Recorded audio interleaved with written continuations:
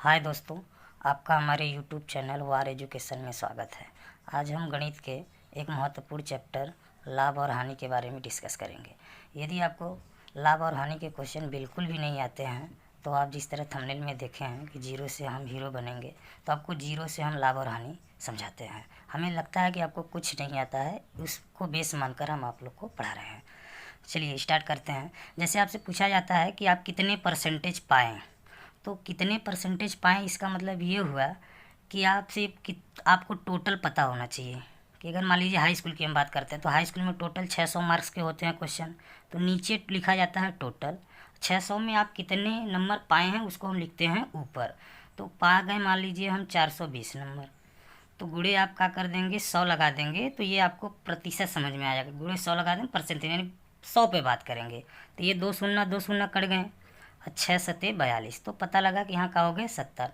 तब समझ में आ गया कि आप 70 परसेंटेज पाए हैं यदि 600 में इतना पाए। तो ये परसेंटेज थोड़ा सा निकालना आसान होता है। यहाँ पे नीचे कुल रहता है, क्योंकि जो परीक्षा में पूछा जाता है कि आप कितने नंबर पाए हैं 50 में, तो आपको दिमाग में रहे 50 में पाए हैं तो 50 को नीचे रखेंगे, ऊपर अगर 30 नंबर पाए हैं तो 30। तो इस तरह परीक्षा में दिया जाता था। तो बस यहीं इसमें गुणे लगा देंगे, 100 कर देंगे, तो ये आपको परसेंटेज समझ में आ जाएगा। 5×1 ये जीरो जीरो कट गए, 5×1 5, 5×2 10 और 30×2 हो गया 60। तो समझ में आएगा 30 मतलब 60 परसेंटेज पा गए। तो इस चीज़ को अगर समझ गए हैं तो आपको आसान लगने लगेगा। इसी तरह केवल हम दो ही सूत्र लिखेंगे, आप नोट कर लीजिएगा कि अगर आपसे पूछा जाएगा कि लाभ प्रतिशत क्या होता है, तो आपको सूत्र आना चाहिए लाभ बटे क्रय मूल्य।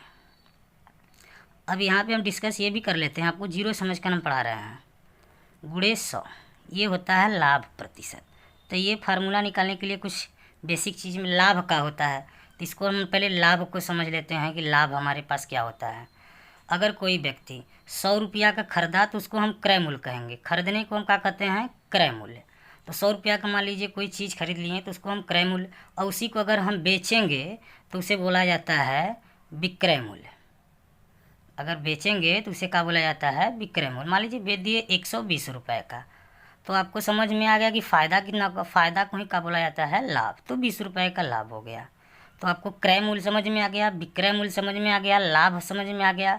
अगर यहीं जो है बेच दिए होते 80 रुपये का, अगर यहीं 80 रुपये में बेच दिया होता तो 20 रुपये का क्या हो जाता, उसको नुकसान। नुकसान को हम क्या बोलते हैं, हानि। तो जिसी तरह आप समझ गए होंगे क्रय मूल्य का होता है, यानी जिस चीज़ को जिस मूल्य पे हम खरीदेंगे उसको क्रय मूल्य, जिस मूल्य पर बेचेंगे उसको विक्रय मूल्य। और लाभ भी समझ में आ गया, हानि भी आप लोग को समझ में आ गया। चलिए अब ये सूत्र हमेशा याद रखिएगा, लाभ प्रतिशत बराबर लाभ बटे क्रय मूल्य गुणे 100। इसी तरह दूसरा फार्मूला हमारे पास यहाँ पर हम लिख दे रहे हैं कि अगर आपके पास हानि प्रतिशत की बात होगी, का परसेंटेज हानि हुआ, तो आप लिखेंगे हानि बटे क्रय मूल्य और गुणे 100। आपने देखा यहाँ पे कॉमन का है, कॉमन आपको दिख रहा है कि यहाँ पे भी क्रय मूल्य है और यहाँ पे भी। हमेशा चाहे लाभ हो चाहे हानि हो, हमेशा क्रय मूल्य पर ही लिखा जाता है। चलिए क्वेश्चन के माध्यम से हम आसान से आपको जीरो से हीरो बनाएंगे, तो आसान से क्वेश्चन को लिख के धीरे धीरे क्वेश्चन का लेवल बढ़ाते हुए हम समझाएंगे। चलिए क्वेश्चन नंबर हम 1 की बात करते हैं। क्वेश्चन नंबर 1 हमारे पास यह है, एक व्यक्ति ने 12 वस्तुएँ 12 रुपये में खरीद कर 1 रुपया 25 पैसा रुपया प्रति वस्तु के भाव से बेच दी। सौदे में उसका लाभ प्रतिशत ज्ञात करो। तो आपसे पूछ दिया, तो अब आपको पता समझ में आएगा कि पहले क्रय मूल्य कितना हुआ, कि क्रय मूल्य निकालेंगे तभी तो आएगा समझ में। क्रय मूल्य मतलब कितने का वो खरीदा है, तो कितने का खरीदा है इसको हम समझेंगे आसान से। चलिए क्रय मूल्य हमारे पास है 12 वस्तु 12 रुपये में खरीदा, तो इसका मतलब 1 रुपया का 1 हुआ, तो यानी खरीदा कितने का है, 12 रुपये का। अब हम बात करेंगे विक्रय मूल्य का, कि विक्रय मूल्य कितना होगा, बेचेगा कितने का। अब बताओ 12 रुपया में खरीदा और 1 रुपया 25 पैसा के दर से एक ठे बेच रहा है, यानी एक ठे तो 1 रुपया का होगा, तो उससे बेच रहा है। इसका मतलब 1 रुपया 25 पैसा गुणे 12 करेंगे आप, तब समझ में आएगा 12 का दाम है ना। तो 12×5 60 हो जाएगा, और 12×2 24, और 24×6 हो जाएगा 30। अब दशमलव देखो यहाँ पे है तो यहाँ पे लगा दीजिए, दो स्थान पे लग गया। 12 कम 12 हो गया, हाथ में आया 3 यानी 15। तो आप देख रहे हैं कि इसका मतलब ये हुआ कि 15 रुपया केवल। अब 12 का खरीदा है, बेचा कितने का, 15 का। तो हमको निकालना है का लाभ प्रतिशत। तो हमने फार्मूला ऊपर लिखा था ना ये इस तरह कि लाभ प्रतिशत बराबर लाभ बटे क्रय मूल्य गुणे 100, इस तरह लिखे थे। बस इसी पे आपको लाभ क रुपया का हुआ, 12 खरीदा है 15 के बेचा तो 3 रुपया लाभ, तो लाभ 3। और नीचे आप क्या लिखेंगे, क्रय मूल्य। क्रय मूल्य का मतलब 12 रुपया खरीदा था, हमेशा खरीद मूल्य पर निकलता है, लाभ प्रतिशत हो या हानि, गुणे 100। अब बताओ 3 एकम 3, 3 चौक के 12 कट गया, ये 4 से इसको काटेंगे तो 25 चौक का 100 होता है, यानी इसका कितना उत्तर आएगा 15%। तो इसमें कहाँ उत्तर दिया है, यानी इसका विकल्प का होगा बी राइट होगा। समझ में आ गई बात कि लाभ यहीं पे क्या होता है कि कम में बेचता तो हानि होता, तो यहाँ हानि प्रतिशत पूछा जाता तो यहाँ ऊपर हानि लिख देते, नीचे क्रय मूल्य गुणे 100, इसी को केवल काट कर उत्तर आप कितना ला दिए 25% है। चलिए क्वेश्चन नंबर हम 2 की बात करते हैं। इसी तरह आप एकदम साधारण से प्रश्न की बात करते हैं, अब धीरे से लेवल को धीरे धीरे बढ़ाते हुए चलेंगे। चलिए क्वेश्चन नंबर 2 हमारे पास ये है कि कोई व्यक्ति एक साइकिल 1400 रुपया में खरीदता है और उसे 15% की हानि पर बेच देता है, तो उस साइकिल का विक्रय मूल्य क्या होगा। तो आप ये देखिए, इस तरह का क्वेश्चन हम ट्रिक के माध्यम से एकदम आसान तरीके से समझाएंगे।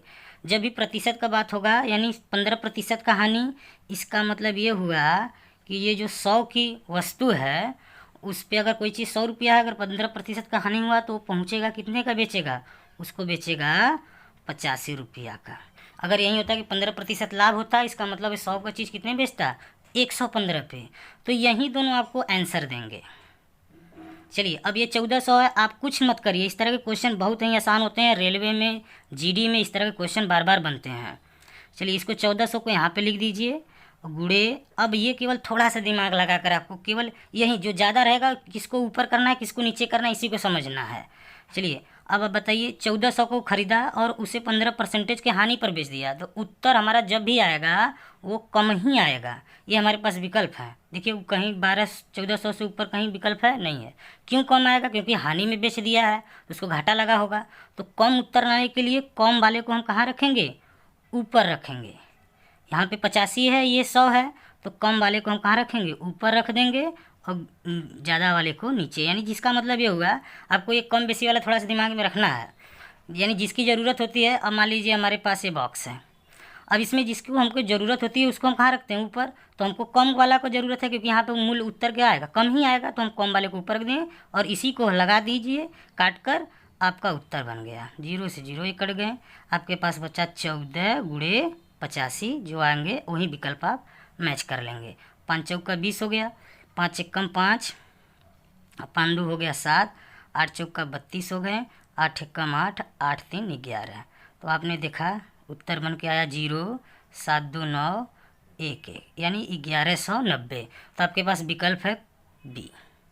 समझ में आ गई बात धीरे धीरे। चलिए हम बात करते हैं क्वेश्चन नंबर 3 पर। क्वेश्चन नंबर 3 ये देखिए, इस तरह के क्वेश्चन, किसी वस्तु को 651 रुपये में बेचने पर 7% की हानि होती है, उस वस्तु का क्रय मूल्य है, यानी कितने का खरीदा है। तो अब बताओ बेचने पर है तो 751। अब यहाँ बताओ इसको तो आप समझ गए होंगे कि 100 का चीज़ कितने में जाएगा, अब 7% का हानि है तो कम में होगा, यानी कितना हो जाएगा 93। अब यही दोनों उत्तर देंगे। अब यहाँ पे आप लिख देंगे 651 गुणे, अब इसी को किसको ऊपर रखना है किसको नीचे रखना है, इसी को आपको समझना। अब बताइए किसी वस्तु को 651 रुपये में बेचने पर, अब इसको बेचा है 651 में तो 7% का हानि हुई, तो वस्तु का क्रय मूल्य कितना था, यानी खरीदा कितने का रहा होगा। अब उसको हानि, अब इतने में बेच दिया 651 में बेचा है तो उसको 7% का हानि होता है, तो क्रय मूल्य बताओ। तो अब यहाँ पे दिमाग में ये रखना है, अब इतने में बेच रहा है तो हानि भी हो रहा है, इसका मतलब जब भी खरीदा रहा होगा ज़्यादा पैसा खरीदा रहा होगा तभी तो 691 में बेच रहा है, तो पता चला 7% का हानि हो गया। तो ज़्यादा का खरीदा रहा होगा तो उत्तर हमारा देखो विकल्प में भी देख रहे हैं 744 751 793 700, इस तरह का दिया ज़्यादा। तो ज़्यादा हमको अगर निकालना है तो ज़्यादा वाले को कहाँ रखेंगे, ऊपर, और छोटे वाले को नीचे। अब इसी को आपको काट कर उत्तर लाना है। चलिए इसको काटते हैं, इसको 3 से कटेगा, 3 त्रिक के 9, 3 एकम 3, यहाँ 31 हो गया, यहाँ पे 3 दूनी 6, 3 एकम 3, 3 सत्ते 21। अब इससे नहीं कट रहा तो इसको आप डायरेक्ट समझेंगे कि इसे 31 से इसको काटेंगे तो 7 बेरी में कट जाएगा। ठीक है, आपको अब ये समझ में आया 31 से कैसे 7 बेरी में कटेगा। तो इसको समझने के हम जैसे अब यहाँ पे 217 है, यहाँ 31 है, 31 में 7 का गुणा कर देंगे तो यहाँ पे लास्ट में 7 आएगा ना, तो इसको आप समझ जाएंगे। चलिए 7 हो गया, 7 गुणे 100 करेंगे तो उत्तर कितना हो जाएगा 700। आपको समझ में आ गया होगा। अब उत्तर 700 हो गए तो यहाँ पे विकल्प देख रहे हैं, विकल्प नंबर कौन सा है, डी, डी राइट आंसर। चलिए अब हम थोड़ा सा